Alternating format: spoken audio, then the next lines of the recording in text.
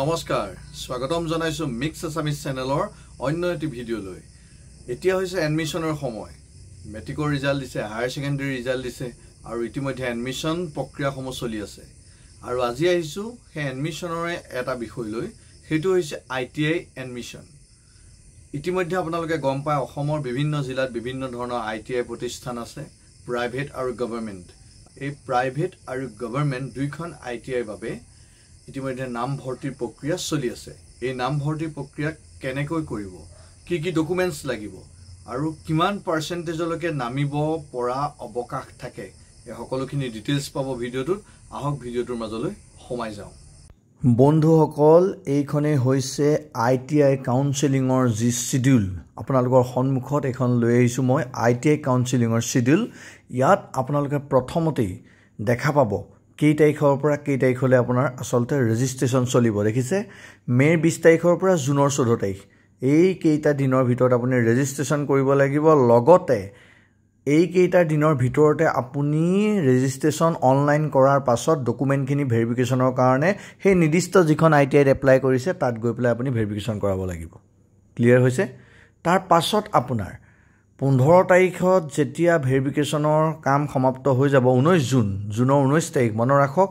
সেই দিনাখনেই হ'ব আপোনাৰ যি ফাৰ্স্ট কাউন্সেলিংৰ যি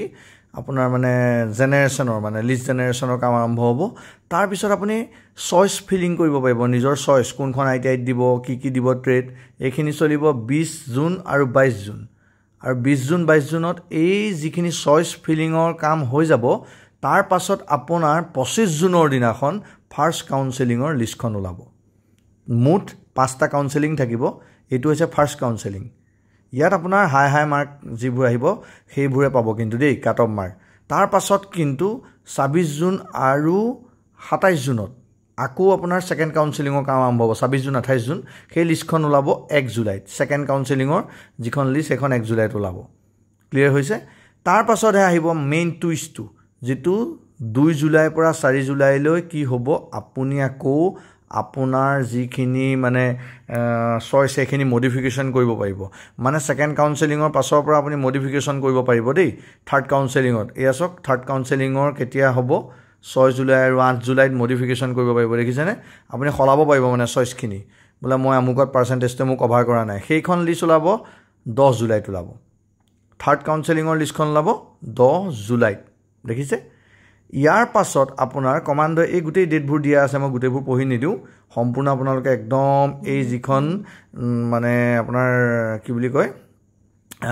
যিখন শিডিউল এখন ডাউনলোড কৰি ল'ব পাৰিব মই মোৰ ডেসক্ৰিপচন লিংকত আপোনাৰ এটা ড্ৰাইভৰ লিংক দিম তাৰ পৰা আপুনি ডাউনলোড কৰিব পাৰিব তাৰপিছত থাৰ্ডৰ পিছত ফৰ্থ কাউন্সেলিং হ'ব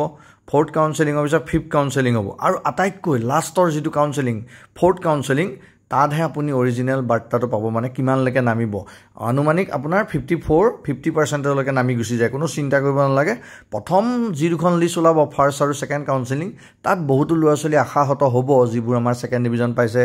মোটামুটি ফাৰ্স্ট ডিভিজন পাইছে কিয়নো এই দুখন লিষ্টত হাই পাৰ্সেন্টেজ খিনি আহি যায় তাৰ পাছত যেতিয়া লাহে প্ৰিন্সিপাল চলে যাব বাকিখিনি ইফালে যাব লাহেকৈ যেতিয়া ফৰ্থ আৰু ফিফথ ওলাব তাত আপোনালোকে পাব এতিয়া হক মেইন যেটো এপ্লাই সেশনৰ যেটো ওয়েবসাইট হেতু লিংকটো মোৰ ডেসক্ৰিপচন লিংকত পাব admission.nic.in বুলি মাৰিলেও হ'ব director of employment and craftsmen training এনেকৈ ওলাই যাব এইটো হৈছে সাইন ইন পেজ যদি আপুনি সাইন ইন কৰিবলৈ প্ৰথম ৰেজিষ্ট্ৰেচন কৰা নাই তেতিয়ালে ৰেজিষ্ট্ৰেচন কৰি লওক তলতে দেখিছে নিউ ক্যান্ডিডেট ৰেজিষ্ট্ৰেচন সেই নিউ ক্যান্ডিডেট ৰেজিষ্ট্ৰেচনত ক্লিক কৰি দিয়ক ক্লিক কৰাৰ লগে লগে আপোনাৰ সন্মুখত এখন স্ক্ৰিন আহি পৰিব সেই স্ক্ৰিনখনত এটা মেছেজ আহিব সকলোখিনি লিখা থাকিব আৰু তাত আই এগ্ৰি আৰু আই ডোন্ট এগ্ৰি আই এগ্ৰি কৰিব লাগিব সেই অপচনটো ক্লিক কৰি দিব ক্লিক কৰাৰ লগে লগে এখন কি আহি পৰিব ৰেজিষ্ট্ৰেচন ফৰ্ম আহি পৰিব এই ৰেজিষ্ট্ৰেচন ফৰ্মখনৰ নিজৰ নাম দেউতাৰ নাম মাৰ নাম ডেট অফ বাৰ্থ জেন্ডাৰ তাৰপিছত নিজৰ মোবাইল নাম্বাৰ ইমেইল আইডি সকলোখিনি দেখিছে ফিল আপ কৰি পাছৱৰ্ডটা নিজে দিব সেই পাছৱৰ্ডটা দি পেলাই আপুনি সাবমিট কৰিব আৰু এই কাখত থকা ক্যাপচাটো খালি ফিল আপ কৰিব লাগিব দেই নাপাহৰিব আৰু পাছৱৰ্ডটো কিন্তু আপাৰ কেছ লোৱাৰ কেছ মিলাই পেলাই দিব যদি নাজানে তেতিয়াহলে মোক কমেন্ট কৰিব তাৰপিছত সাবমিট আৰু নেক্সট কৰি দিয়াৰ লগে লগে পাছৰ পেজটো আপোনাৰ সন্মুখত আহি পৰিব পাছৰ পেজটোত কি হ'ব আপোনাৰ মোবাইল নাম্বাৰ আৰু ইমেইল যোনটো দিয়া আছে তাত দুটা ওটিপি যাব দুইটা ওটিপি কিন্তু ভৰাব লাগিব সেইকাৰণে সাৱধান দুটা OTP ভৰাই এই সিকিউৰিটি পিনটো যে দেখিছে সেইটো ভৰাই পেলাই ভেৰিফাই এণ্ড ফাইনেল সাবমিট কৰি দিব আৰু ফাইনেল সাবমিট কৰাৰ লগে লগে আপোনাৰ ৰেজিষ্ট্ৰেচনৰ কাম ইতিমধ্যে হৈ গৈছে বুলি ধৰক গম পাইছে ৰেজিষ্ট্ৰেচনৰ কাম যেতিয়া হৈ গৈছে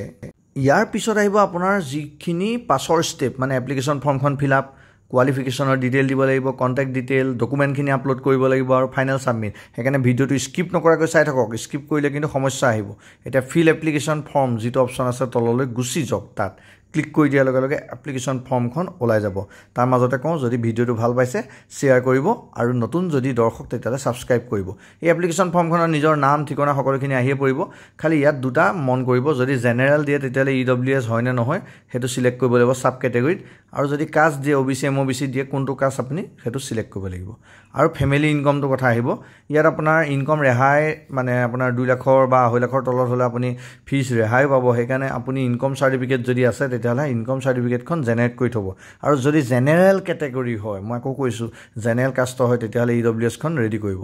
এইখিনি সকলোখিনি হোৱাৰ পাছত হাইয়েষ্ট কোৱালিফিকেশনটো দিব তাৰপিছত 7 নেক্সট কৰিব যদি 12 হাইয়েষ্ট কোৱালিফিকেশন 12 দিব মেট্ৰিক পাস হলে মেট্ৰিক দিব আৰু 8 পাস হলে 8 দিব 7 নেক্সট কৰাৰ পাছত আহি যাব নেক্সট পেজটো ইয়াত আপুনি আহিব ক্লাস 8 লৈকে পঢ়িছে নে ক্লাস 10 লৈকে পঢ়িছে হেতু খুদিছে আমি ক্লাস 10 লৈকে পঢ়িছে সেইকাৰণে আমি ক্লাস 10 টো ক্লিক কৰি পেলাই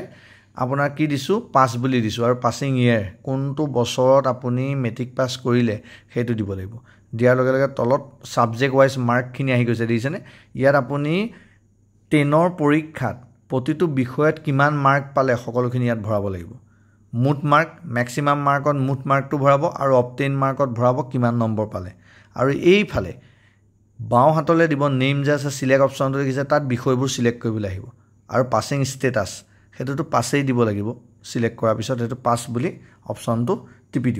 টিপি দি আকৌ কৈছো ম্যাক্সিমাম মাৰ্কত 100 দিব কিয়নো 100 মাৰ্কৰ আমি পৰীক্ষা দিও আৰু অবটেইন মাৰ্কত 100ৰ ভিতৰত কিমান পাইছে এইখিনি দিব দি এইখন 7 নেক্সট কৰাৰ লগে লগে আপোনাৰ কন্টাক্ট ডিটেইল আহি যাব ইয়াত আপোনাৰ নিজৰ নাম ঠিকনা দিবলৈ নাম নহয় সৰি ঠিকনা নিজৰ ভিলেজখনৰ নাম দিব কান্ট্ৰি দিব ষ্টেট সিলেক্ট কৰিব আছে ডিস্ট্ৰিক্ট সিলেক্ট কৰিব আছে পিন কোড সিলেক্ট কৰিব সিলেক্ট কৰাৰ পিছত পাৰ্মানেন্ট এড্ৰেছটো যদি সেম হয় এই সেম এজ কৰেসপন্ডেন্ট এড্ৰেছত চুজ কৰিব আৰু 7 নেক্সট কৰিব 7 নেক্সট কৰাৰ লগে লগে ইয়াৰ পাছৰ যেটো পেজ আহিব এই পেজটো হৈছে মেইন পেজ ইয়াত আপোনাৰ কি কি ডকুমেন্ট দিব লাগিব সব ফটোগ্ৰাফ দিব লাগিব ডেট অফ বাৰ্থ সাৰ্টিফিকেট যদি বাৰ্থ সাৰ্টিফিকেট না আধাৰ কাৰ্ড দিলে হ'ব 10ৰ মাৰ্কশিটখন আৰু EWS সাৰ্টিফিকেট যদি কাষ্ট আছে OBC বা বেলেগ ধৰণৰ কাষ্ট মানে যিকোনো কাষ্ট SC ST তেতিয়ালে কাষ্ট সাৰ্টিফিকেট দিব লাগিব আৰু কিমান সাইজ হ'ব লাগিব মিনিমাম ম্যাক্সিমাম প্ৰতিটোৰে সাইজ লিখা আছে আৰু ফটোখন JPG বাকিবোৰ PDF ত বনাই দিব লাগিব গম পাইছে যদি আপোনালোকে PDF আৰু JPG ফটো কমোৱা বহুৱা কেনেকৈ কৰে ভিডিও বিচাৰে নিজৰ মোবাইলতে হওক বা ফটোশপতে হওক তেতিয়াহলে মোক কমেন্ট বক্সত কমেন্ট কৰিব মই নিশ্চয় এই ভিডিও লৈ আহিম এতিয়ালৈ বাই বাই নেক্সট ভিডিও লগ পাম ধন্যবাদ